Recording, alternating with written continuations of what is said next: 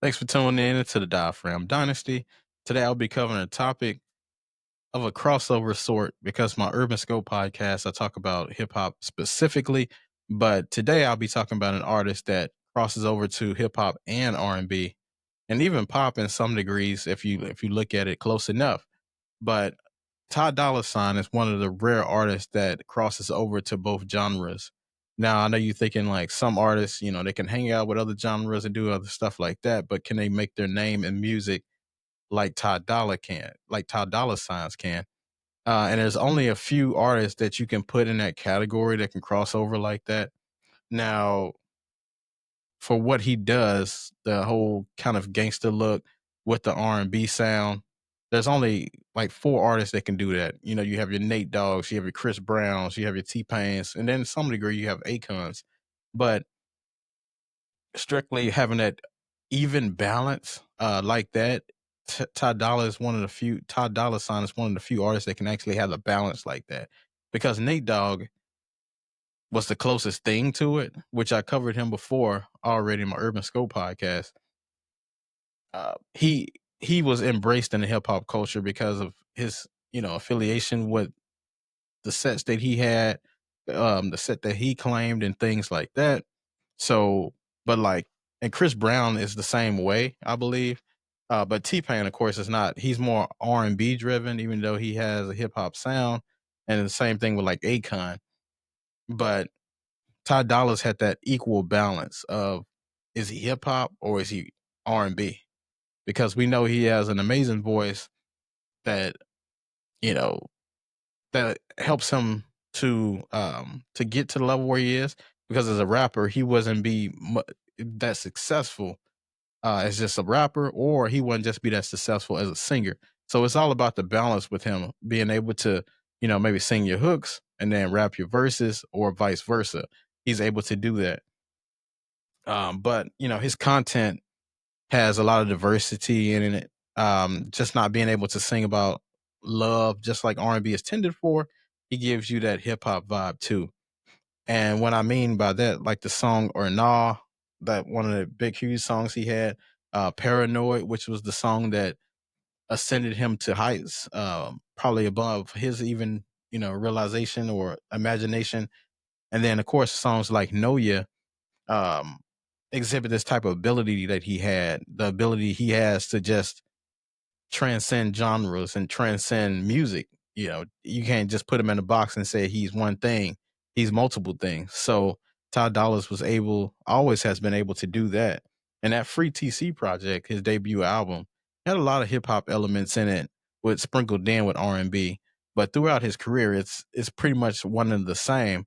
He has songs like Blase, which is mostly about rapping. He's not really singing at all. But as I said before, rapping is not his solo strong suit. It's his gift is being able to do both.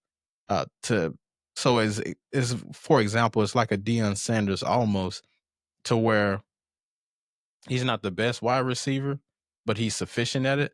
But his skill is on the other side of the football, being able to play, cover receivers as opposed to just playing one solo.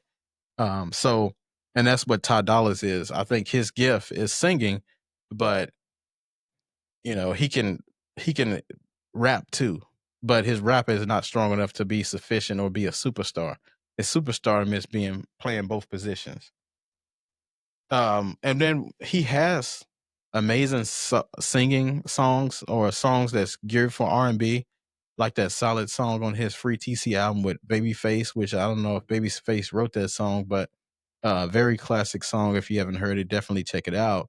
But he has the ability to drop just solo R&B projects or songs, but he really hasn't given us a solo R&B project yet, which would be amazing to see him just go strictly R&B. Because even though he's strictly R&B, his content matter is more still of that of hip hop. When he talks about how he treats the women, or how he deals with women, or how he deals with conflict and things like that. It's very hip hop esque, but he's still singing it in a sultry voice, so it's still pretty good. So, and then I did love the Airplane Mode mixtape that he put out. that was probably my favorite project or mixtape from him, at least. Just because of the content on it. And it had a lot of hip hop elements though, but he did mix in a good amount of singing as well. So he has that unique ability. And just a side note, if he dropped a project like Speaker Box Love Below, where it's a two disc, where he just has one album or one project dedicated to rapping and the other project solely dedicated to singing, it will be amazing to see that, especially just from one artist. But to put out a double disc with both sides and people pick out their favorite tracks, I think it would be amazing, especially depending on the producers he has, if he can have mustard on a lot of those.